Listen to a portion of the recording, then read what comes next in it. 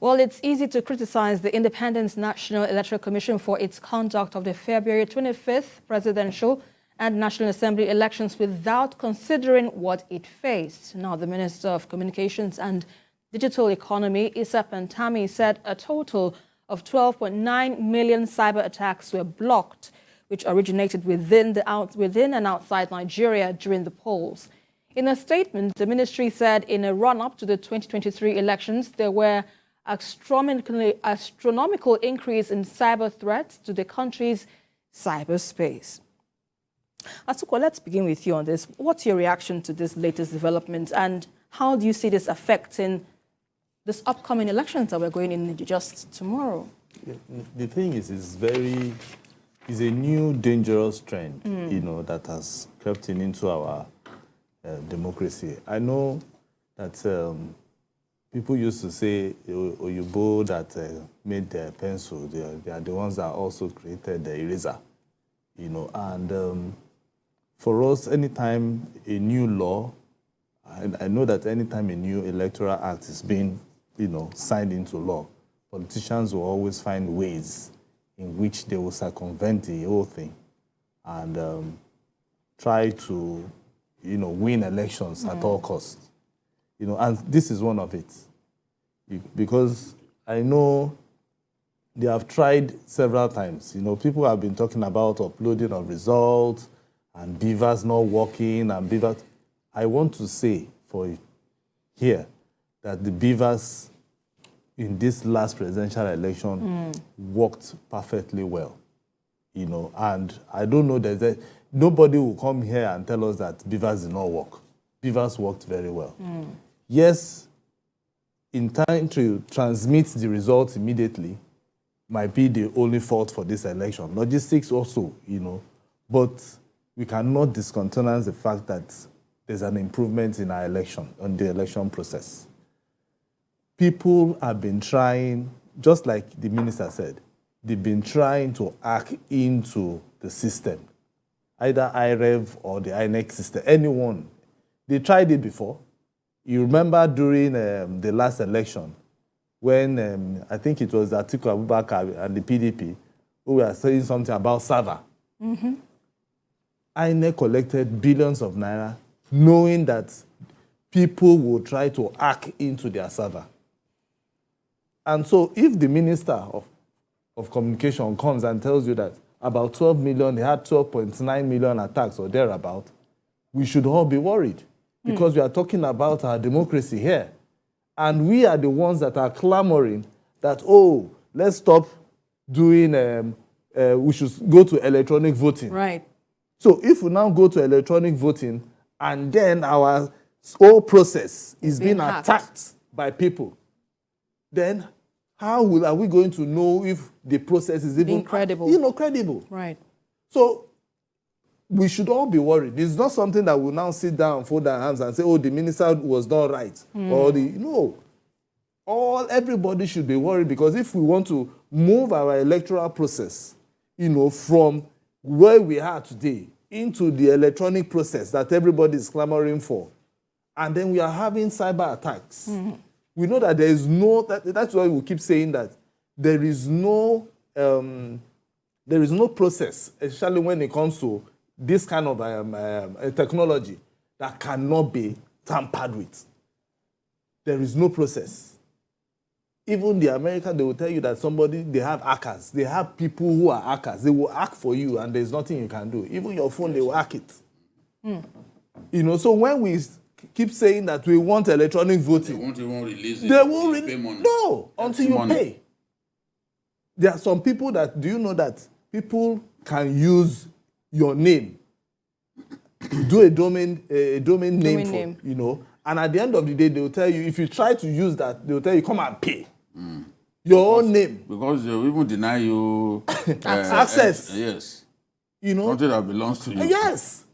So people who have even, Instagram and co. Ask them, there are so many people like that. They've come. Even the CBN. Yes, they recently.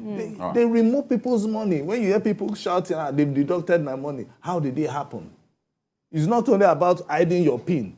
Somebody somewhere is sitting there in his house, if we're having, and the only thing he's thinking is how to steal. Yeah, so but if we're having this challenge, Asuko, how can we deal with it? If we're talking about moving from manual, electronic, and manual style of elections to electronic, or if we're to move from the way we've been doing things We before. can't move totally We can't move completely. Even India, that they have billions of voters. Yes. It's still manual and electronic. Yes, electronic. There will be some parts that will be electronic. It's still manual and electronic. At least in the US, we saw when they were saying, let them do a recount. The recounting was in heaps of ballot papers. They did recount, no? It was heap of ballot papers. Yeah, 2000. Yes. So before George W. Bush defeated Al Gore, they had to do manual recounting. And what led to manual recounting is this same glitches that we are talking about. They had a problem. So the court now ruled that they should do manual recount. And they were doing manual recounts until the day. You know, there's a time ceiling during which a winner must emerge. Yes. Once it got to that day, the person who was leading had to be declared. But they still had a lot of ballots uncounted. So George W. Bush was ahead, slightly ahead, but they proclaimed him winner. Because their system is you can't be declared winner unless you have a majority of the electoral college votes. So he was ahead on the electoral college count. But Al Gore was ahead on the popular vote by a hefty margin. But he still...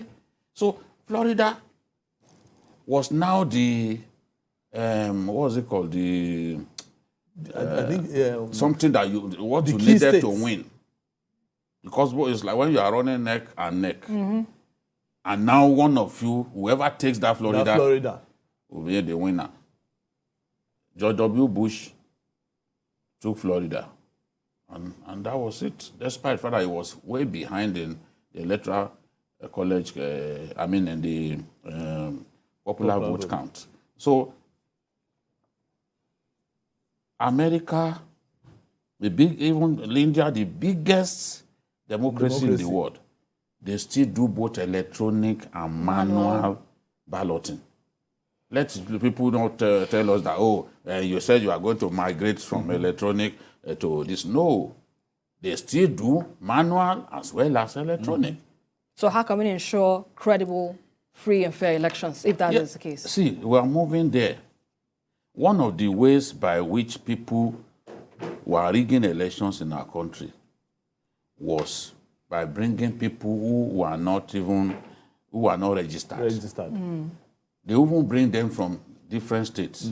They will come and vote. Politicians will hire them. They will connive with INEC officials. They will not even ask for their PVC or anything. They take incident, they give them incident form. They fill. Those were the days when you hear 1-point-something million from one state, this and that. I told someone before, I said, the day we begin to use the card reader faithfully, that you will not see all these millions. You know why I said so? In 2019, I looked at the election in Sokoto, the governorship election in Sokoto, and the presidential election. The INEC rec in that state, the certain Sadiq from Kaduna State, the most stubborn INEC rec that I've ever seen. He refused to allow election to take place without card reader. If you don't use card reader, he cancels the election. That is what the INEC rule book says. But some cowardly INEC officials will not follow the rule book. Even where there is violence, some of them will even return results from those places. But with Sadiq, without using a card reader, he will not allow the result to stand. So in the end, we saw something like 300 and something to maybe 500 and something to 200 and something. Little margin. Yes. And see what happened in this election too. States where we used to hear 1.7 million, this and that, they are struggling to do 250,000. That's because of beavers. Beavers will authenticate the actual your biometrics, right, your facials and everything. Is it you? Oh, this is not Esther. This is Esther's look-alike. You cannot vote. you cannot vote. And where the Electoral Act has also strengthened the process. Forget the noise that some people are making, trying to make this look like the baddest election ever. They know in their hearts that they are being mischievous. They are liars. Anyone who says this is the worst election in our history does not fear God. That person is dishonest, true and true. Beavers ensure that you cannot return election from any polling unit that exceeds the number of accredited voters. Yes. Which is overvoting. If you know how many polling units have their results cancelled in yes, this election. overvoting. Because of overvoting. Once the INEC chairman asks them, why What did is the you reason? cancel? They will say, overvoting. Overvoting. Because our people still have not changed. They want to rig by all means. They want to carry people come and vote without accreditation. And at the end of the day, Does nullify the it. council, because the Beavers record will show that the number of accredited voters had been exceeded. And once the number is exceeded, they have to cancel that polling center. So it happened a lot in this election. And for me, I'm happy. It teaches the politicians that lesson that, look, you cannot just rig election the way you used to do. Things have changed. I was talking about a governor that I was speaking with on the phone, and he was discussing with his own people. And he kept saying, you know, this is the era of beavers, so tell them to work hard, go to all those places. So all those, he was begging. This is the time to beg Yes, now. they are begging. Politicians They are the ones begging begging now. Yes. Those who are not going to certain places to interface yes. with business people, They have started. they've started going there, doing selfies in market, doing this. What they didn't do before, because they know that people's votes are beginning to count. Right. Look at what our friend Alwa Hassan said. He said, did you hear of any protest in the north? No protest. That in the north, if you tamper with our votes, we start burning tire straight away. But nobody, not one of all of those states in the north, 19 states. No protest. No protest. Because they know that the result reflected The true will. the wish of our people. And they are in the majority, whether we like it or not. They are the majority. So if those people there didn't think that this election was rigged, if there are infractions in a few places, you can't magnify those few places and make it look like that was the norm everywhere. Exactly. Because even you, if you try to do that, then your own victory in your own little cocoon will be imperiled. Yes. People will ask, are you now arguing that it is only where you lost election that rigging took place? No, we should have outgrown that. Right. So, Asukwa, with that being said, let's look at the issue where it was also stated by the economic minister that these cyber attacks originated within and outside Nigeria. It might be worrying to hear that this comes out not just in Nigeria, but also outside Nigeria. But what can be done to protect our cyberspace so that we can go into these elections without having any fear of any attack whatsoever from the outside community? Esther, it's good that he's a Minister of Communication that is saying this, So it means that it's not just sitting idly by, waiting for it to happen, And I know that INEC envisaged that something like similar will happen, and they had budgeted a lot of money for it, for cyber attacks and all that. So for the minister, he has to do a lot more. It's not just about, sitting down and then talking. They said they've tried in that at least from the IREF that we saw, that all the results that they posted, nobody has come and said, in my unit, so-so person scored so-so number, and in IREF is different. That's the essence of the transmission. So we've not really seen, things like that. Meaning that they've been able to protect the IRF to a level. There was even one guy that claimed that the results on IRF were different. Did he show it? So he said, Wiki rigged this and that, the results were different.